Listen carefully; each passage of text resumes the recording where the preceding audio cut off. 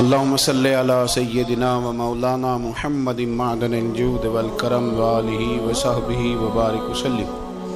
تمام تعریفیں، حمد اور ثنا اللہ تعالیٰ جل جلالہ کے لیے۔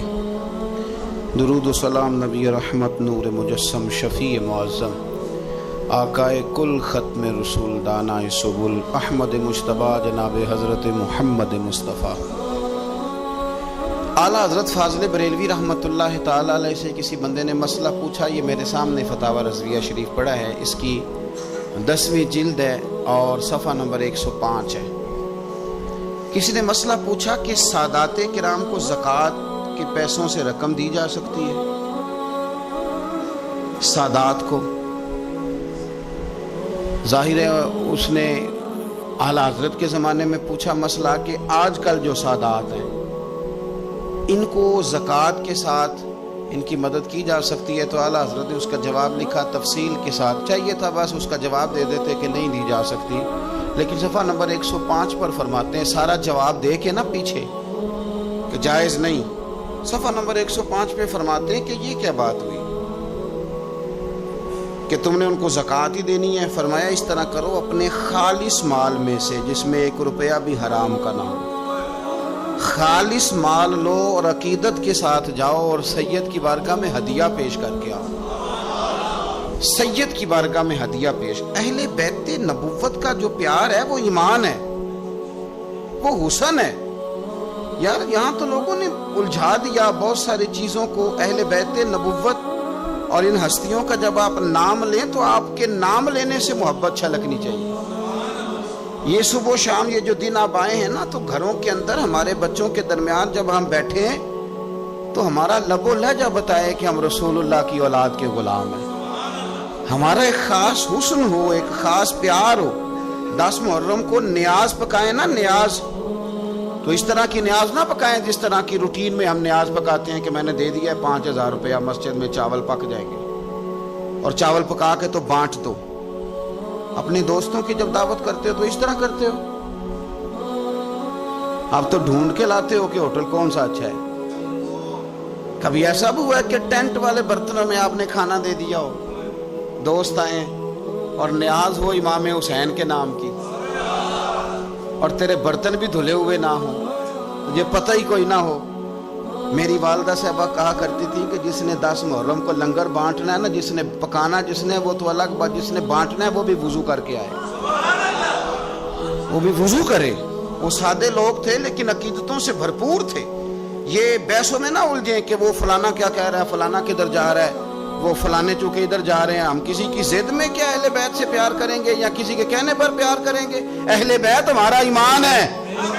ہماری اولادیں اور ہماری اولادوں پر جتنا کرم اللہ کرتا ہے، اور اللہ نے ہمیں جو کچھ دیا ہے یہ مصطفیٰ کی اولاد کا صدقہ ہی تو دیا ہے۔ آپ کدھر نکل گئے؟ سنو، میں فتاوی رضویہ پڑھ رہا ہوں، اہل سنت کے امام کی بات کر رہا ہوں۔ سنو، حدیث پاک لکھی اعلیٰ حضرت، 2 حدیثیں لکھی ہیں، ذرا حسن دیکھنا۔ پہلی حدیث کے راوی خود مولا علی شیر خدا ہیں، اور اعلیٰ حضرت رحمت اللہ علیہ کنز المال اور ابن عساکر کے حوالے سے حدیث لائے ہیں۔ کیا خوبصورت انداز ہے میرے رسول پاک صلی اللہ علیہ یہ مسئلہ بیان کرتے ہوئے نا کہ سادات کو ہدیہ دو، زکوٰۃ نہ دو، ہدیہ دو، خدمت کرو، یہ مسئلہ بیان کرتے ہوئے اپنی بات کو مضبوط کرنے کے لیے 2 حدیثیں لائے اور فرمانے لگے کہ مولا علی شیر خدا رضی اللہ تعالیٰ عنہ فرماتے ہیں کہ میں نے خود اپنے پیارے حبیب سے سنا ہے، نبی پاک صلی اللہ تعالیٰ علیہ وسلم نے ارشاد فرمایا کہ جو میرے اہل بیت کے ساتھ اچھا سلوک کرے گا میں خود قیامت کے دن اسے صلہ عطا کروں گا۔ یہ حدیث مولا علی شیر خدا سے روایت ہے، اور جو اگلی حدیث اعلیٰ حضرت نے لکھی ہے تاریخ بغداد کے حوالے سے، اس حدیث کے راوی امیر المومنین حضرت عثمان غنی رضی اللہ تعالیٰ، حضرت عثمان غنی راوی ہیں۔ اور ذرا جملے دیکھیے، نبی پاک صلی اللہ علیہ وسلم نے کیا فرمایا؟ یہاں اہل بیت کے لفظ نہیں، پچھلی حدیث میں اہل بیت کا لفظ تھے، یہاں اہل بیت کے لفظ نہیں۔ اللہ کے محبوب صلی اللہ تعالی علیہ وسلم فرمانے لگے جو شخص بھی عبد المطلب کی اولاد کے ساتھ دنیا میں کوئی نیکی کرے، میرے دادا کی اولاد کے ساتھ، فرمایا جو بھی عبد المطلب کی اولاد کے ساتھ دنیا میں کوئی نیکی کرے. اور یار سننا، کبھی اس طرح بھی ہوتا ہے، کبھی اس طرح بھی کہ بیٹی غریب ہو، میں مثال دے کے بات سمجھانے لگا ہوں، یا بچے کسی جگہ بھی وہ تعلیم حاصل کر رہے ہوں تو باپ جاتا نہیں کنٹین پہ جا کے کہہ دیتا ہے کہ میرے بچے جو مانگے دے دینا، مہینے کے بعد بل بنے گا تو میں ادا کر دوں گا، یا جو مانگے دے دینا. ٹیچر سے کہتا ہے بچے کو چیزیں دے دینا، پیسے میں دے دوں گا، میرے جو بچے ہوئے. دیکھو حسن، دیکھو میرے رسول پاک علیہ السلام نے جو بیان کیا. اللہ کے محبوب صلی اللہ علیہ وسلم فرمانے لگے جس نے عبد المطلب کی اولاد کے ساتھ دنیا میں کوئی نیکی کی، فرمایا اس کا صلہ مجھ پر لازم ہے، اور صلہ میں اسے تب دوں گا جب قیامت میں میری اور اس کی ملاقات ہوگی. جب قیامت میں میری اس سے ملاقات ہوگی تو میں خود اسے صلہ دوں گا، میں خود اسے صلہ دوں گا، میں صلہ دوں گا. قربان جائیں اعلیٰ حضرت بریلوی پر. اعلیٰ حضرت فرمانے لگے جو حضور نے دینا ہے وہ تو دینا ہی ہے، اور پتہ نہیں کیا کچھ دینا ہے. فرمانے لگے اتنا تھوڑا ہے کہ حضور نے فرمایا جو عبد المطلب کی اولاد سے نیکی کرے وہ قیامت میں مجھ سے ملے گا. تو یہ بہت بڑا صلہ نہیں کہ جو حضور کی اولاد سے پیار کرے وہ قیامت میں حضور سے ملے گا. جان دے دی وعدہ ہے دیدار پر، تو وعدہ کریں دیدار کا، جان دینے کو تیار ہے. فرمایا جو عبد المطلب کی اولاد سے نیکی کرے مجھ پر لازم ہے صلہ دینا جب وہ مجھ سے ملے گا. اور یارو کھل کے پیار کرو میرے محبوب کی اولاد سے، سیدہ پاک سے، شیر خدا سے، امہات المومنین سے، حضور کی شہزادیوں سے، نبی پاک کے حسن سے، حضور کے حسین سے. یار تو بات سمجھنا، کسی کو چنبیلی کا پھول پسند ہے، کسی کو گلاب کا پھول پسند ہے. مدینے والے رسول فرمانے لگے یہ حسن اور حسین میرے پھول ہیں، یہ میرے پھول ہیں، پھول حضور سونگا کرتے.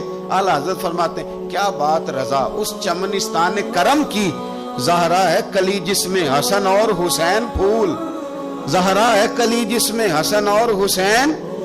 بس کسی نے سادی بات کہی، پریشاندار کہہ دی. اس نے کہا عظمت آل نبی بھول نہ جانا لوگو، اور دیکھنا غیر کی باتوں میں نہ آنا لوگو.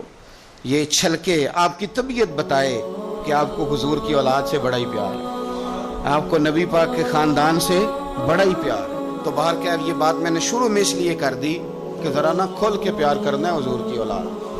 اور یاد رکھیں حضور کی اولاد سے پیار کاری ہو سکتا ہے جس کے سینے میں ابو بکر صدیق بھی رہتے ہوں. ہمیں تو حضور کی اولاد کا ادب بتایا ہی فاروق اعظم نے، یہ سبق پڑھایا ہی عثمان غنی نے. وہ بڑے نا سخت مزاج، اصولوں پر پابند آدمی تھے حضرت عمر بن عبدالعزیز. خاندان کے ایک دو لوگ ایک دو دفعہ سفارش کرانے آئے کسی بات کے لیے حضرت عمر بن عبدالعزیز سے، تو آپ نے نا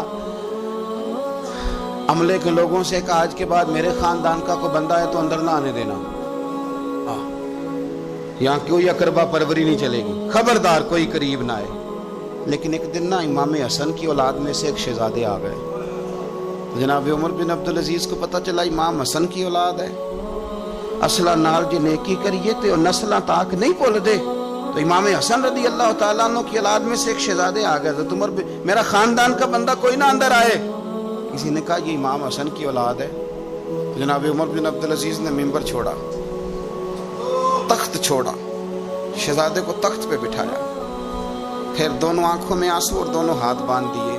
کہنے لگے شہزادے آج کے بعد آپ نے آنا نہیں، کوئی حکم ہو تو رکھا لکھ دیں، اور اگر پھر بھی مجھ سے ملنا ہو تو مجھے حکم کر دے، عمر بن عبدالعزیز چل کے آپ کے پاس حاضر ہو جائے. تیری نسل پاک میں ہے بچہ بچہ نور، تو ہے عین نور تیرا سب گھر. تو ذرا ہوش سے ذرا تھوڑا سا نا ہماری کیفیت بتائے کہ ہمیں حضور کی اولاد سے بڑا ہی پیار ہے. اور ایک بات اور، سید کا بس صحیح العقیدہ ہونا شرط ہے، صحیح العقیدہ ہو، صاحب ایمان ہو. باقی آپ بحث نہ کریں کہ نمازیں کتنی پڑھتا ہے، عالم فاضل کتنا ہے. بزرگ فرماتے ہیں قرآن کا صفحہ اگر کبھی کیچڑ میں بھی گر جائے نا، اس پہ پیر نہیں رکھا جاتا، اسے پھر بھی دھو کے چوما ہی جاتا ہے، کیونکہ وہ صفحہ قرآن کا ہے. فرماتے ہیں تو سید پہ بحث نہ کر کے نیک کتنا ہے اور پرہیزگار کتنا ہے، کرتا کیا ہے، تو اپنے اعمال پہ غور کر اور یہ سمجھ یہ کوئی عام نہیں، یہ خون رسول ہے. اعلیٰ حضرت حضور کے بچوں کی شان بیان کرتے ہیں تو کہتے ہیں آب تطہیر سے جس میں پودے جمے. یعنی یہ جو سیدہ فاطمہ کے بچے پیدا ہوئے ہیں تو یہ آب تطہیر سے جس میں پودے جمے اس ریاض نجابت پہ لاکھوں سلام. تو بڑی تسلی سے، بڑے ذوق سے، بڑے شوق سے منقبت سنیں پورا یہ محرم کے دعوت. بحث نہیں کریں، مہربانی کرنی ہے آپ نے، بحث شہز نہیں کرنی. میں نے آپ کو پہلے بھی بتایا تھا، پھر کہہ دیتا ہوں. میری اماں جی مینوں 10 محرم تو پہلا کہنا ٹوٹیاں لیا دے، کھیر ونڈنی ہے، مینوں لین جانیاں پینیاں سن. میں کہنا اماں جی میں پوچھیا اپنے استاداں نوں، پرات وچ بھی ختم ہو جاندا ہے، پتیلے چ بھی ہو جاندا ہے، چلو ٹوٹیاں کو فرض نے.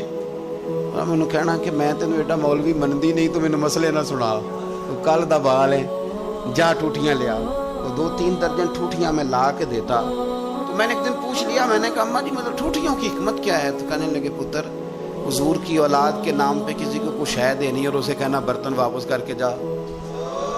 حسن حسین کے نام پہ جو دے دیا سو دے دیا، ختم ہو گئی بات. اب برتن واپس مانگنا بس حضور کی اولاد کا صدقہ ہے جو کچھ بھی ہے. تو یہ وہ سادے لوگ تھے، پر ان کا نا مکان کچے عقیدے پکے، مکان کچے عقیدے. ہن مکان پکے تے نال بحث، صبح و شام بحث، جتنی مرضی کرا لو. ظالم جس وقت ظلم کرتا ہے نا، اس وقت وہ یہ سمجھ بیٹھتا ہے کہ میں ہمیشہ اسی طاقت میں رہوں گا. ظالم جب ظلم کرتا ہے تو وہ سمجھتا ہے کہ شاید یہی قوت، یہی طاقت، یہی جوانی، یہی اقتدار یہ قائم رہے گا. لیکن کبھی ظلم کا راج قائم رہ سکا نہیں، رہتا ہی نہیں. یزید نے ظلم کی حد کر دی. جب تخت حکومت میں بیٹھا تو ظلم کی حد کر دی، حد کر دی. اس نے سمجھا تھا کہ شاید یہ اقتدار میرے پاس رہے گا، شاید یہ تخت جو میں نے سجایا ہے اس پہ سجا رہوں گا، بنا رہوں گا، قائم رہوں گا. اسے سمجھ نہیں نہ آئی کہ حکومتیں ظلم سے نہیں عدل سے قائم رہتی ہیں. میرے عمر فاروق رضی اللہ تعالیٰ عنہ کی حکومت عدل سے قائم تھی تو 12 سال قائم رہی، 12 سال قائم رہی. اور عمر چلے گئے، عدل کرتے کرتے چلے گئے. میں اگلے جمعے بیان کروں گا حضرت عمر کے بارے میں. جناب عمر چلے گئے، عدل کرتے کرتے دنیا سے رخصت ہو گئے. لیکن مدینے کی گلی سے بھی جا کے پوچھو گے تو عمر کے عدل کی گواہی دے گی. مدینے کی گلی اور مٹی بھی کہے گی کہ عمر عادل تھا. یزید نے ظلم کیا نا، پورے 4.5 سال رہا، لیکن اس کا خیال تھا کہ میں جمع رہوں گا، بنا رہوں گا. رہ سکا نہیں، رہ سکا، کیونکہ اللہ غافل ہے، اللہ کو پتہ ہے. اور ایک اور بات بھی، ایک اور جملہ بھی کہنے لگا ہوں، اسے بھی یاد رکھیے گا. ظالموں کو مددگار بھی مل جاتے ہیں، ظالموں کو مددگار بھی مل جاتے ہیں، بلکہ ظالموں کے مددگار زیادہ ہوتے ہیں. بدی جلدی پھیلتی ہے، گناہ جلدی پھیلتا ہے، ظالموں کے مددگار زیادہ ہوتے ہیں. یزید کو مددگار ملے، ابن سعد ملا، ابن زیاد ملا، شمر ملا، خولی بن یزید ملا. بڑے اسے مددگار ملے جو کہتے تھے کہ بالکل کوئی خطرہ ہی نہیں، دنیا تو ترستی ہے تیری دید کو اور سب خیر ہے، ہر جگہ امن ہی امن ہے. یزید جب ظلم کر رہا تھا تو سمجھتا تھا مجھے کوئی نہیں پوچھے گا، کوئی میرے قریب نہیں آئے گا. لیکن یارو، اس تک دنیا کا کوئی بندہ تو نہیں پہنچ سکا، لیکن اللہ کا قہر تو پہنچ گیا نا، اللہ کے انصاف کا ہاتھ تو پہنچ گیا نا. رب تو ہے نا دیکھنے والا. عبید اللہ ابن زیاد کے دربار میں جب سیدنا امام حسین کا کٹا ہوا سر پہنچا نا، اس نے ایک چھڑی پکڑی اور چھڑی پکڑ کے نا تو امام حسین کے لبوں پہ مارنے لگا. کہنے لگا تجھے کہا تھا نا بات مان جا، کٹا ہوا سر تشت میں رکھا ہے، تجھے کہا تھا نا بات مان جا. راوی کہتا ہوں عبید اللہ ابن زیاد نے چھڑی ماری اور اس نے بے ادبی کی، کہنے لگا تو تھا ہی اس قسم کا، تیرا یہی حال ہونا چاہیے تھا معاذ اللہ۔ حضرت بریدہ اسلمی حضور کے صحابی دربار میں موجود تھے، فرمایا ابن زیاد تو برا ہے، تیرا باپ برا ہے، چھڑی پیچھے کر۔ کئی بار میں نے ان لبوں کو مصطفیٰ کو بوسے دیکھے ہوئے دیکھا ہے، پیچھے کر پیچھے کر، ہٹا لے۔ راوی کہتے ہیں کہ 1 2 3 4 5 6 سال گزر گئے، وہی کوفے کا دربار، وہی محل، وہی تخت اور وہی تشت جس میں امام حسین کا سر رکھ کے لایا گیا تھا۔ 6 سال کے بعد مختار ثقفی حکمران بن گیا۔ مختار ثقفی نے کہا کہ میں چن چن کے ماروں گا وہ بندے جنہوں نے امام حسین کو قتل کیا تھا۔ 1 نہیں 2 نہیں 4 نہیں 6000 بندہ مارا اس نے، چن چن کے۔ راوی کہتے ہیں کہ یہ ابن زیاد 30,000 فوج لے کے نہر فرات کے کنارے میدان کربلا کے سامنے آیا اور اس نے جہاد کیا۔ مختار ثقفی نے ابراہیم بن مالک کو بھیجا، فرمایا جاؤ قتل کر کے لاؤ۔ لڑائی شروع ہو گئی، 1 محرم کو ہوئی تو پھر بند ہو گئی، پھر 5 کو شروع ہو گئی، پھر 7 کو شروع ہو گئی، 10 محرم کا دن آ گیا۔ 6 سال کے بعد وہی ظہر کا وقت آ گیا، وہی عبید اللہ ابن زیاد جس نے امام حسین رضی اللہ تعالیٰ عنہ کو قتل کروایا تھا، وہ گرا ہوا ہے اور زمین پہ گرا ہے۔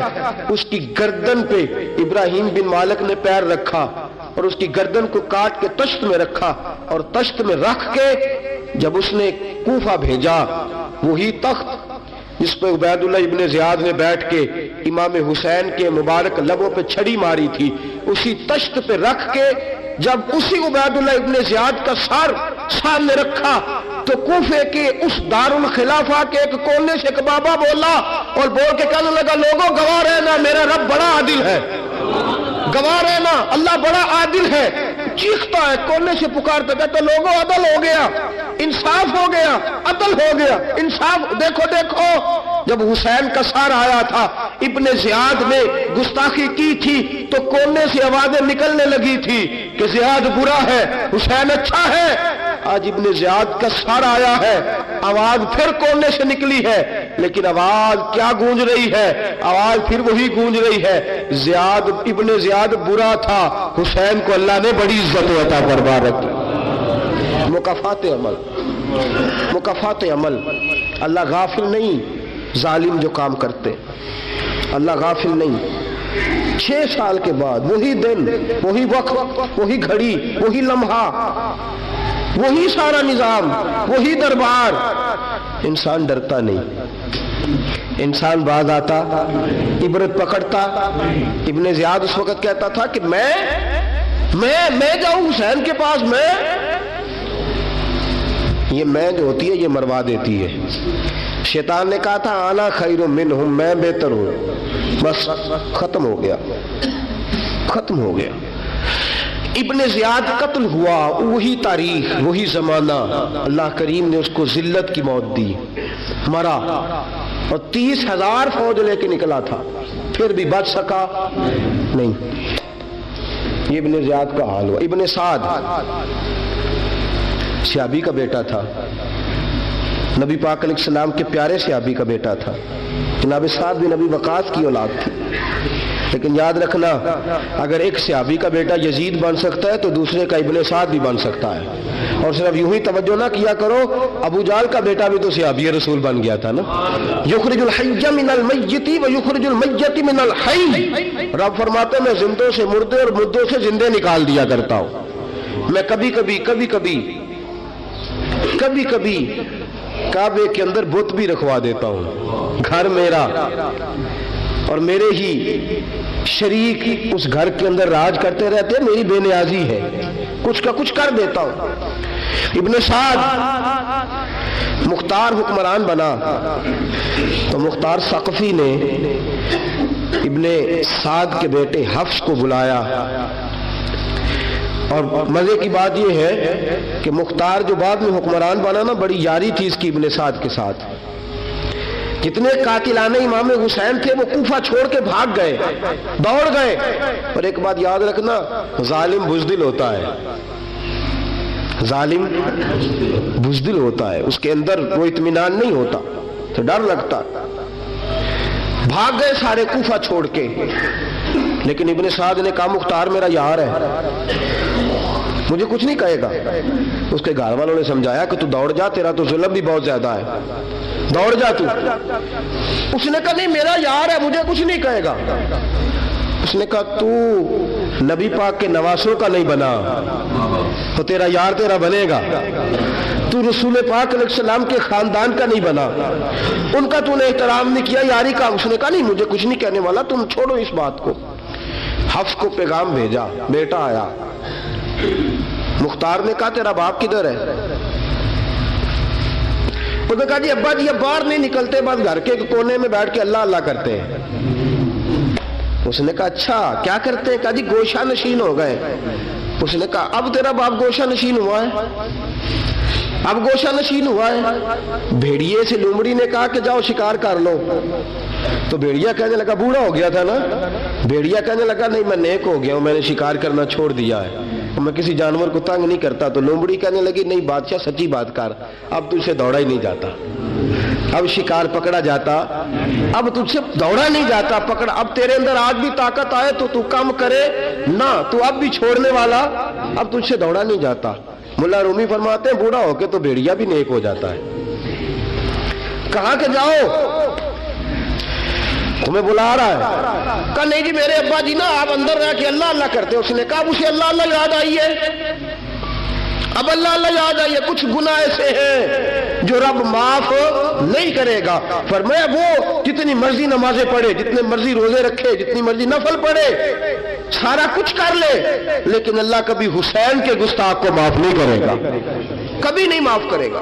اس لیے کہ جو حسین کا بے ادب ہے وہ دراصل رسول پاک کا بے ادب ہے، اللہ اسے معاف کرے گا؟ ظالم میں اس نے ظلم کیا، ابھی 6 سال ہی تو گزرے تھے، 6 سال ہوئے صرف۔ ابن سعد بھیجا بیٹے کو، کہا جا اب اپنے باپ کو جا کے کہہ تجھے مختار بلاتا ہے، بات سنے آ کے۔ ڈر گیا، میں نے کہا ظالم بزدل ہوتا ہے، کہنے لگا اس سے جا کے کہو میں نہیں آ سکتا، بیمار ہوں۔ اس نے کہا چلو وہ نہیں آ سکتا تو ہم تو جا سکتے ہیں نا، ہم تو جائیں گے نا۔ ابن سعد نے بھیجے 10-12 بندے، فرمایا جاؤ زندہ نہ لے کے آنا، میرے پاس زندہ نہ لے کے آنا۔ گئے، بیٹے کو حفص کو گرفتار کر کے کھڑا کر دیا، اور جناب یہ جو ابن سعد تھا اس کو بھیجا، کہا جب تم اس تک پہنچو نا تو جا کے گردن مارنا اس کی، اور مجھے اس کی وجود نہیں دیکھنا، صرف کٹا ہوا سر دیکھنا ہے۔ گئے، جا کے اس کو پکارا، کہا مختار نے بھیجا ہے مارنے کے لیے۔ کہنے لگے مختار مجھے نہیں مار سکتا، میرا یار ہے۔ ابن سعد کہتا ہے مختار مجھے مار سکتا، میرا یار ہے۔ ان فوجیوں میں سے ایک فوجی کہنے لگا اگر تو محمد کے نواسے کو مار سکتا ہے تو تجھے بھی تیرا یار مار سکتا ہے صلی اللہ علیہ، اگر تو رسول پاک صلی اللہ تعالی علیہ وسلم کے نواسے کو قتل کر سکتا ہے، تو نے نبی کا حیا نہیں کیا، وہ یاری کا حیا کیوں کرے؟ تو نے ظلم کیا ہے، اب دیکھ تیرا حال کیا ہوتا ہے۔ گرفتار کر لیا، منتیں کرتا رہا۔ تاریخ ابن سعد کو بتا رہی تھی کہ ابن سعد تو ہاتھ باندھتا ہے، پاؤں پکڑتا ہے، ذرا یاد کر میدان کربلا، میدان کربلا تجھے اپنی باری آئی ہے تو تو ہاتھ باندھتا ہے، میدان کربلا یاد کر۔ حسین نے بھائی کی بھی لاش اٹھائی تھی، حسین نے جوان بیٹے کی میت بھی اٹھائی تھی، 6 مہینے کا علی اصغر بھی اس کی گود میں دم توڑ گیا تھا، اس کی بیٹیاں پیچھے تھی، بہن پیچھے تھی، بھانجیاں پیچھے تھی، بھتیجیاں پیچھے تھی، لیکن حسین نے ایک بار بھی ہاتھ نہیں باندھے۔ یہ کون ہے اٹا ہوا، غبار سے پھٹا ہوا، ہزاروں کوفیوں کے درمیان وہ اکیلا ہی ڈٹا ہوا، یہ بال یقین حسین ہے، نبی کا نور عین ہے۔ فرمایا یہ وہ میدان کربلا بھی یاد کرنا، تو ظالم تھا نا، معافیاں مانگ رہا ہے۔ حسین رسول پاک کے نواسے تھے، ایک بار بھی معافی طلب، دیکھ منظر یاد کر۔ ابن سعد کا ایک ہی بار میں سر قلم کیا، ایک ہی بار میں۔ امام حسین پہ تو پہلے 82 زخم لگے تھے تلوار کے، 82 जख्म तलवार के, नेजों के, और कई नेजों की अन्नियां इमाम हसन के वजूद, इमाम हुसैन के वजूद में टूट गई थी। इमाम हुसैन रज़ी अल्लाह ताला अन्हो पहले डटे रहे, जमे रहे, बड़ी देर के बाद गिर, पहले ही वार में गिर गया। इब्ने साद का कटा हुआ सर पहुंचा तो बेटा खड़ा था। मुख्तार सख्फी ने कहा कि तेरा बाप मैंने मार दिया है। कहने लगा कोई मजा नहीं रहा जिंदगी में। उसने कहा चलो ठीक है, तुम्हें भी मार देते हैं। फिर मजा नहीं रहा तो मार देते। काट दिया सर उसका भी, दोनों सर काटे, तश्त में रखे, और मदीना मुनव्वरा हजरत मोहम्मद बिन हनफिया रज़ी अल्लाह ताला अन्हु, जो इमाम हुसैन के छोटे भाई थे, जनाब अली की दूसरी ज़ौजा के बेटे थे, जनाब अली के साहिबजादे उनके पास भेजे, और भेज के कहा कि लो, इब्ने साद का सर हुसैन का बदला है और उसके बेटे का सर अली अकबर का बदला है। जब मोहम्मद बिन हनफिया के पास पहुंचे तो आपने फरमाया ये कमीनों के सर मेरे भाई के सर का बदला हो ही नहीं सकते, ये कहां हुसैन का बदला हो सकते हैं। वो हुसैन इब्ने अली, वो हुसैन इब्ने अली, हुसैन इब्ने अली की शान रिफत कोई क्या जाने, हसन जाने, अली जाने, नबी जाने, खुदा जाने। वो हुसैन इब्ने अली के बाप जिन्हां दा हर मैदान अंदर लड़दा रहा सी कुल ईमान बन के, मां जिन्हां दी सजदातुन निशा होवे ते नाना अर्श ते जावे मेहमान बन के। फरमाया ये हुसैन का बदला हो सकते हैं। वो खोली बिन यजीद, खोली बिन यजीद जिसने इमाम हुसैन का सर काटा था, पता चला ना, देखे ना इमाम हुसैन को कितने मौके मिले थे करबला से जाने के। पहले मौके पर ही और बिन यजीद ने कहा कि इमाम आप जाना चाहे तो मैं रास्ते खोल देता हूं, आप तशरीफ ले जाएं। इमाम हुसैन ने फरमाया मैं अली का बेटा हूं, दौड़ूंगा नहीं, मैं दौड़ूंगा नहीं, मैं नहीं जाने वाला। खौली बिन यजीद दौड़ गया, कूफा छोड़ के दौड़ गया और किसी दूर दराज इलाके में जाकर डेरा लगा लिया। फिर वहां से वापिस आया, किसी ने कहा अमन हो गया, आजा। आ गया दोबारा कूफे। मुख्तार को पता चला कि आ गया है, फंस गया है, घर पहुंच गया है। इसकी बीवी जो थी ना खौली बिन यजीद की, बड़ी मोहब्बत करती थी नबी पाक के खानदान के साथ, हुजूर के खानदान के साथ बड़ी मोहब्बत करती थी। और मोहब्बत वालों का अंदाज पता क्या है? रंगे चमन पसंद, न फूलों की बू पसंद, हमको है वो पसंद जिसे आए तू पसंद। ये अंदाज है। अंदाज मोहब्बत ये है कि नबी पाक का गुलाम ना हो, सगा चचा भी हो तो मानते नहीं, गुलाम ना बने, सगा चचा भी हो तो मानते नहीं। और नबी पाक अलैहिस्सलाम का गुलाम हो, चाहे हबश का रहने वाला बिलाल ही क्यों ना हो, सरदार मानते हैं। ये अंदाज़े मोहब्बत है। वो बीवी बड़ी मोहब्बत करने वाली थी, उसने पैगाम भेजा, उसने कहा आ गया है घर। बंदे भेजे, कहा जाओ खौली को पकड़ के लाओ। मुख्तार ने कहा जल्दी लाओ। हुक्मरान ने हुक्म दिया, लाओ पकड़ के। गए, घर के अंदर गए तो छुप गया। छुपा कहां? टोकरे के नीचे। मैंने कहा जालिम बुज़दिल होते, एक टोकरे के नीचे छुप गया। बीवी से कहने लगा, उनसे कहना मैं घर कोई नहीं, इनसे कहो मैं घर नहीं। बीवी कहने लगी चलो ठीक है। दरवाजे पे गई तो कहने लगे हम खौली बिन यजीद को गिरफ्तार करने आए हैं। मुंह से पुकार के कहने लगी घर कोई नहीं, मुंह से, और हाथ के इशारे से कहने लगी वो टोकरे के नीचे छुपा हुआ है। मुंह से कहने लगी कोई नहीं घर, ताकि सुन ले, अंदर सुन ले। मुंह से कहने लगी कोई नहीं, हाथ के इशारे से कहने लगी छुपा हुआ टोकरे के नीचे। गए, जाके टोकरा हटाया, अपने पास बहुत सारी दौलतें और जायदादें वो सारी दे दी। कहने लगा ये मेरे पास कितना पैसा है, ये बहुत से कागजात हैं, ये कितने जेवरात हैं, ले लो, मुझे छोड़ दो। उन्होंने कहा वो हुकूमत किधर है जिसके लिए तुमने हुसैन का सर काटा था?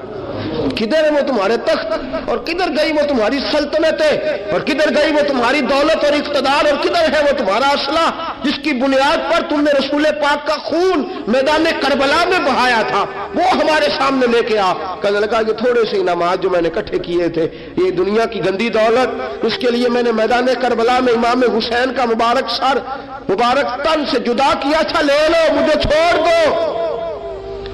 उन्होंने कहा ना दुनिया में ले तुझे छोड़ेंगे और ना अल्लाह ही तुझे कयामत के दिन छोड़ेगा। गिरफ्तार करके लाए, गिरफ्तार करके लाए। मुख्तार ने कूफे के बाजारों के अंदर ऐलान किया कि आओ बाहर निकलो, तुम्हें बताऊं। हुसैन इब्ने अली का खानदान गिरफ्तार करके इन्हीं कूफे की गलियों में फिराया गया था ना, यही घुमाया गया था। आओ तुम्हें दिखाऊं खुदा का इंतकाम और अल्लाह तबारक व तआला का इंसाफ तुम्हें दिखाऊं, आओ मैदानों में निकलो, घरों से बाहर आओ। मुख्तार सकफी अगर के बंदा आबाद में ये भी ठीक ना निकला, लेकिन बाज़ो का मेरे नबी पाक अलैहिस्सलाम ने फरमाया अल्लाह अपने दीन का काम अपने नाफरमान से भी ले लिया करता है। उसने काम लेना हो फासिक से भी ले लेता है। अल्लाह ने ले लिया काम, निकलो मैदानों में। निकले बाहर, चौक भर गए, गलियां भर गई, कूफे के मोहल्लात भर गए। मुख्तार ने कहा लोगों 6 साल पहले की तारीख भी ज़हन में रखना, और आज का दिन भी तुम कभी मजेबो खौली बिन यजीद है कि ये नारे लगाता था कूफे की गलियों में कि मैंने हुसैन का सर काटा है, मैंने हुसैन का सर काटा। तुम्हारे सामने खड़े, पूछो इससे। उससे पूछा भी तूने हुसैन का सर काटा? कहने लगा जी मैंने तो बिल्कुल नहीं काटा था, मैं तो इनाम के लिए नारे लगाता था, मैंने तो नहीं काटा। उसने कहा चलो अभी करते हैं तेरा बंदोबस्त। जख्म लगाए तलवार के साथ, इसके वजूद पर जख्म लगाए, और जब निढाल हो गया, खून बह गया, जमीन पे गिर गया, तो मुख्तार ने कहा इसके वजूद को आग लगा दो, जिंदा को जला दो। जब वो जल रहा था, राख उड़ रही थी, लोग कह रहे थे कि देखो याद रखना अल्लाह ने रस्सी ढीली कर दी थी, अब रब ने रस्सी खींची है, तो देखो खुदा से बड़ा किसी का इंसाफ नहीं है। किस अंदाज में इमाम हुसैन के कातिल को शिमर जिल जौशन, मैंने कहा था 10 मुहर्रम के दिन जब मुख्तार के लोग इसके पीछे भागे तो मदीना मुनव्वरा तक गया। हजरत इमाम ज़ैनुल आबिदीन से भी मिला, उन्होंने पानी भी पिलाया। कहने लगा इमाम साहब लगता है आपने मुझे पहचाना नहीं। फरमाया मेरा सारा घर उजाड़ दिया, मैं तुझे भूल सकता हूँ? कहा फिर पानी क्यों पिलाया है? फरमाया बंद करना तुम्हारा काम है और दुश्मनों को पिला देना ये हमारे खानदान का रिवाज है। फरमाया मेरा सारा घर उजाड़ दिया, तुझे कभी भूल सकता हूँ? भूल ही नहीं सकता। लेकिन चूंकि हमारे घर का कोई मिजाज ही थोड़ा मुनफरद है, हमारा कोई अंदाज ही थोड़ा मुख्तलिफ है। शिमर दौड़ता इमाम ज़ैनुल आबिदीन से कहने लगा पनाह, मुझे पनाह मिलेगी? आपने फरमाया जैसे अल्लाह पनाह ना दे उसे बंदा भी नहीं दे सकता। तेरे पास अब चारा कोई नहीं, इसलिए कि अब तुझे देखे ना, याद रखना जालिम दौड़ते हैं ना, जब जालिम दौड़ते हैं तो पनाह मांगते फिरते हैं। जब इनका तूती बोलता है तो कहते हैं हम चुमा दिगरे ने, हमारे जैसा कोई और है ही नहीं। और जब रस्सी खींचता है अल्लाह तो फिर भागे फिरते हैं, गलियों और बाजारों में दौड़े फिरते हैं। इसलिए कहते हैं कि डर के रहना चाहिए, डर के। आज इनके सारी शिमर को कहा कि तू अब तुझे कोई पनाह दे नहीं सकता, इसलिए कि तू अल्लाह की पकड़ में आने वाला है। शिमर दौड़ता दौड़ता एक गांव में जाकर छुप गया, वहां के लोगों को मारा पीटा, कहा कबर किसी ने बताया तो गर्दन उड़ा दूंगा। रात का सन्नाटा छाया तो मुख्तार सकफी का गिरोह पहुंच गया, शिमर को गिरफ्तार करके लाया। मुख्तार सकफी ने कहा कि इसके ना हाथ और पैर बांधो, ये पानी बंद करता था मेरे इमाम के बच्चों पर, ये पानी बंद, और नारे लगाता था, खड़ा होकर कहता था कि इमाम पानी जानवरों को दूंगा, दरिंदों परिंदों चरिंदों को दूंगा, लेकिन अगर अली असगर मांगेगा तो फिर नहीं दूंगा, अली अकबर मांगेगा तो फिर नहीं दूंगा, अब्बास मांगेंगे तो फिर नहीं दूंगा, अगर ज़ैनुल आबिदीन मांगेंगे तो नहीं दूंगा, सकीना शहरबानो और ज़ैनब को पानी नहीं मिलेगा, बाकी सारी कायनात पिएगी, आपको नहीं मिलेगा। ये वही शिमर था, गिरफ्तार करके लाया, 3 दिन तक प्यासा रखा और जुबान इतनी लंबी बाहर निकल आई। अल आतिश की आवाजें बुलंद करने लगा। कहा जनाब इसका करना क्या? कहा इसके हाथ बांध दो, पैर बांध दो, और जो भूखे कुत्ते हैं ना, जिनको कई दिनों से मैंने भूखा रखा हुआ है, वो कुत्ते इस पर छोड़ो, और जब कुत्ते इसका गोश्त नोचे तो कूफे के बाजारों में ऐलान करना कि जो नबी पाक की अहले बैत का गुस्ताख हो उसे इजराइल भी जान निकालने नहीं आते। कुत्ते नोचते हैं, तड़पता है लेकिन जान निकलती। कहा आओ देखो आके, ये है मैयत किसी बेअदब की, मुंह दिखाने के काबिल नहीं है, उनके दुश्मन पे लानत खुदा की, रहम पाने के काबिल नहीं है। और मैं देखो जान भी नहीं निकल रही। और मैं ये वो है जिसको 2 गज जमीन भी नहीं मिल सकी, कुत्तों के पेटों में इसे जगह मिली है, ये वो था। तो जनाब इमाम हुसैन रज़ी अल्लाह तआला अन्हु के खानदान पे पानी बंद करने वाला था। मेरे अजीजों देखो, रब फरमाता है कि मैं कभी किसी जालिम से गाफिल नहीं। हम लानत भेजते हैं फिरका वारियत पर, उम्मत को तबाह करते हैं वो लोग जो फिरका वारियत पैदा करते हैं। लेकिन आपको बताऊं, जिस जमात से आपका ताल्लुक है ना, उस जमात की उम्मत मुस्लिमा को जरूरत है। क़यामत भी 10 मुहर्रम को ही आएगी, जुमे का दिन होगा। तो मैं आज दिल को हाजिर नाजर रख के, अपनी तबीयत को हाजिर पा के बाशऊर आपको कह रहा हूं, जाग के सुनना खुदा का वास्ता। आप उस जमात से ताल्लुक रखते हैं, अगर काफिर के सामने इस्लाम का कुछ चेहरा पेश हो सकता है तो सिर्फ सुन्नी का चेहरा पेश हो सकता है। खत्म हो गई बात। वरना कोई सहाबी का बेअदब है, कोई अहले बैत नबुव्वत का, आज मुझे कह लेने दो, खोल के कह लेने दो।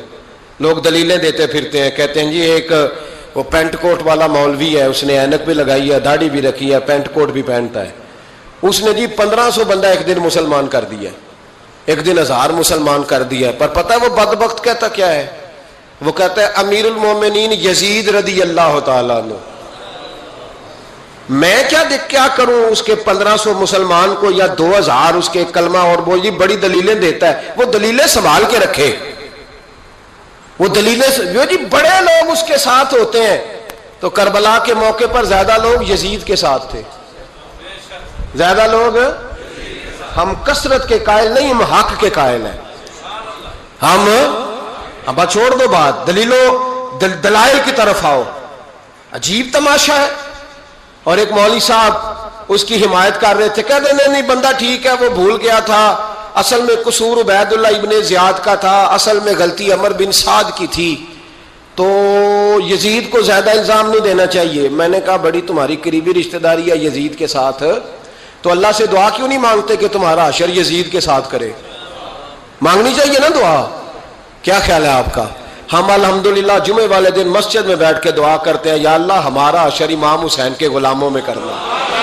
तो तू भी करना, जुर्रत कर, जुर्रत हमारी जुर्रत देख। हम ये नहीं कहते उनके साथ कर, हम कहते हैं या अल्लाह हमारा हशर उनके, हमारी जुर्रत देखो, हम उनके गुलामों में, कदमों में, नौकरों में बैठने को वो दुआ मांग रहे हैं, या अल्लाह हमारा उनके गुलामों में, गुलामों के। तू भी जुर्रत कर दलेरी, कर जुर्रत, क्या या अल्लाह मेरा हशर यजीद के साथ कर दलेरी। अगर इतना ही अच्छा था तो बेशर्मो इतना जुल्म ना करो, इतनी ज्यादती, इतना जुल्म ना करो, ये जुल्म है।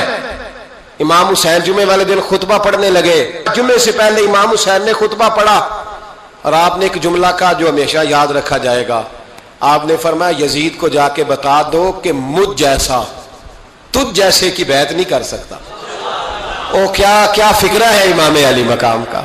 फरमाने लगे मुझ जैसा तुझ जैसे की बैत, और आप फरमाने लगे बताओ इस वक्त पूरी दुनिया में कोई नबी का नवासा मौजूद है मेरे सिवा? हजरत आदम से लेकर मुस्तफा करीम तक इस वक्त पूरी दुनिया में कोई नबी का नवासा है? और फरमाया अगर मैं ही हूं पूरी कायनात में। लोग कहते हैं फलाना लामा साहब की तबलीग बड़ी है, हमसे बड़ा कौन होगा तबलीग की बात करने वाला? लेकिन डरो अल्लाह से, डरो, गुमराह न करो कौम को। यहां तबाही उतर गई है, कोई बड़ी दाढ़ी रख के माज अल्लाह ताला अहले बैत के बारे में बकवास करता है, और कोई बिल्कुल दाढ़ी मुंडा के नंगा सर करके मिंबरों पे नाचता है और सहाबा के बारे में बकवास करता है। मेरे मुस्तफा के पास अगर अबू बकर आए हैं तो वो भी शान वाले हैं, और अगर बीबी आयशा सिद्दीका उनके बिस्तर पे रही है तो वो भी शानों वाली है। मौला अली शेर खुदा के बारे में जो बात करे पक्का बेईमान है।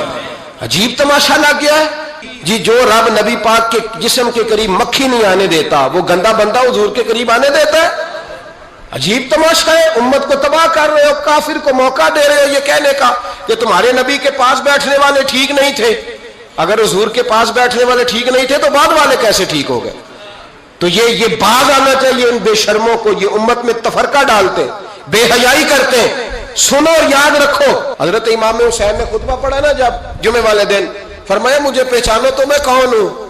तो अमर बिन साद बोला, पक्के नमाजी बोले। अमर बिन साद कहने लगा हुसैन जल्दी कर, हमारा जुमा लेट हो रहा है।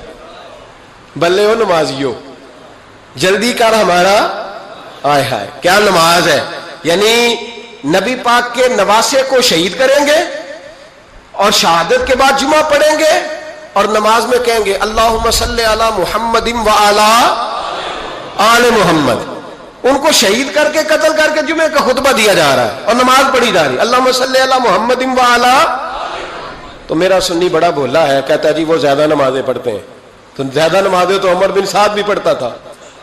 تو بھولا او خدا کے دیکھے نا, جتنی نماز کی اخلاق کی بات شاید میں کرتا ہوں, آپ کو جماعت میں کم لوگ ملیں گے, لیکن یاد رکھنا نماز عقیدہ نہیں, روزہ عقیدہ نہیں. عقیدہ حسین ہے, عقیدہ حسن ہے, عقیدہ علی ہے, عقیدہ عثمان غنی ہے, عقیدہ عمر فاروق ہے. میں اس شخص کو کیا کروں, مجھے اس شخص کی کیا ضرورت ہے جو ممبر پہ بیٹھ کے کہتا ہے حسین ابن علی باغی تھے. وہ شخص, اس کی نماز روزہ حج زکات دیکھا جائے گا. آؤ قرآن مجید سورہ شورا آیت نمبر 23, گھر جا کے قرآن مجید کھولو, یہ والی آیتیں بھی پڑھا کرو, یہ والی بھی کھولا کرو. صحابہ جمع ہو کے نبی پاک کے پاس آئے, عرض کی یا رسول اللہ صلی اللہ علیہ وسلم آپ کے خرچے زیادہ ہیں, آمدن کا ذریعہ کوئی نہیں. جس طرح آج لوگ ہر پیر صاحب سے نہیں پوچھ رہے, علامہ صاحب سے, کہ آپ کام کوئی نہیں کرتے, کپڑے پھر بھی سفید پہنتے ہیں, کیا ذرائع آمدن ہے, پھر بھی آپ گاڑی میں گھومتے ہیں. ہمارا تو پروگرام تھا مولوی بھوکا مر جائے, پر اس کے پاس آتے ہیں تو یہ تازی چائے پلاتا ہے. کیا مطلب, کس طرح کا رویہ ہے. صحابہ کے بار وہ یہ نہیں سوچتے تھے آتے کام, وہ کہتے تھے آگے بڑھ کے حصہ ڈالیں.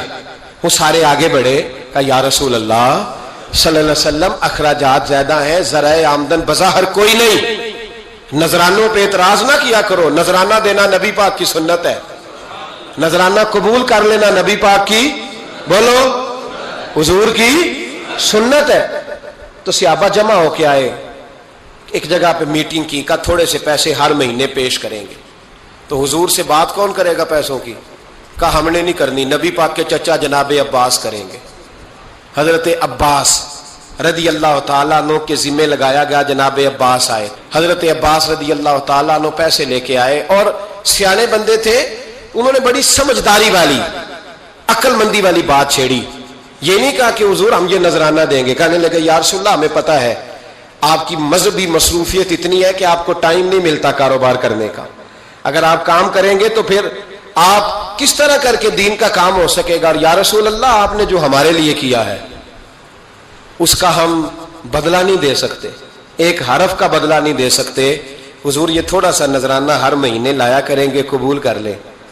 نبی پاک کے سامنے رکھا ہی تھا کہ اللہ کا قرآن بول پڑا, کا کل لا اسألکم علیہ اجرا, محبوب ان سے فرما دو کہ میں نے تمہارے لیے بڑی تکلیف سہی ہے, پر میں تم سے کوئی اجر نہیں مانگتا, تم سے کوئی اجر نہیں مانگتا. ہاں اگر تم نے کچھ کرنا ہے الا المودۃ فی القربى, تو میرے قریبیوں سے پیار کرتے رہنا, میری ختیجہ سے پیار کرنا, میری عائشہ کا ادب کرنا, میرے قریبیوں کا احترام کرنا. یا رسول اللہ ازواج تو گھر میں ہے ہی, قریبی کوئی اور بھی خاص ہے جس کا ادب کرنا ہے؟ تو نبی پاک نے فرمایا ہاں علی, فاطمہ, علی اور فاطمہ کی اولاد.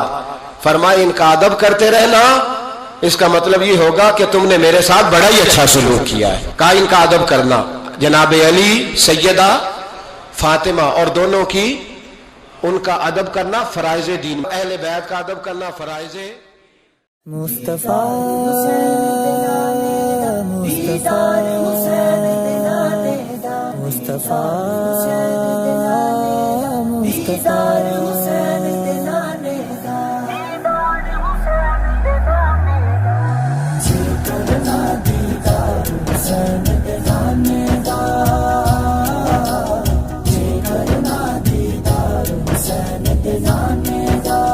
ہو جائے عاشق یار حسین دے نانے دا.